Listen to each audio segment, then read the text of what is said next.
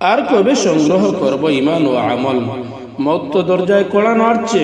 প্রতিদিন কোনো না কোনো মানুষের মৌতের খবর আসছে। প্রিয়জন, আপনজন, পরিচিতজন সবাই চলে যাচ্ছে। গত শুক্রবারের সম্পূর্ণ ভালো মানুষ আজকে মরে গেল। বিল্ডিং করেছে, কি সুন্দর বিল্ডিং।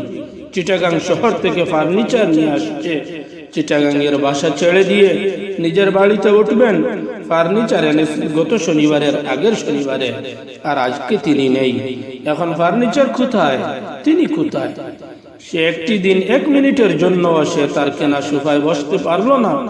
পার্বত্য চট্টগ্রাম থেকে অর্ডার দেওয়া ফার্নিচার 1 মিনিটের জন্য আর বসতে পারলো না। এটি কি? মালাকুল মউত কড়া নাড়ছে দুয়ারে।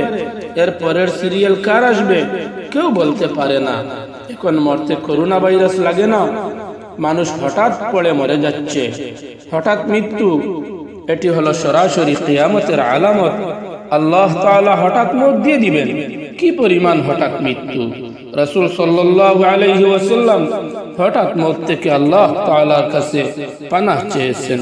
এজন্য প্রতিদিন কমপক্ষে 100 বার পেছনের গুনাহ মনে করে আর সামনে গুনাহ করব না এই ওয়াদা করে লজ্জিত হয়ে পড়বেন, আস্তাগফিরুল্লাহ, আস্তাগফিরুল্লাহ, আস্তাগফিরুল্লাহ। আল্লাহ আমাকে মাফ করে দিন।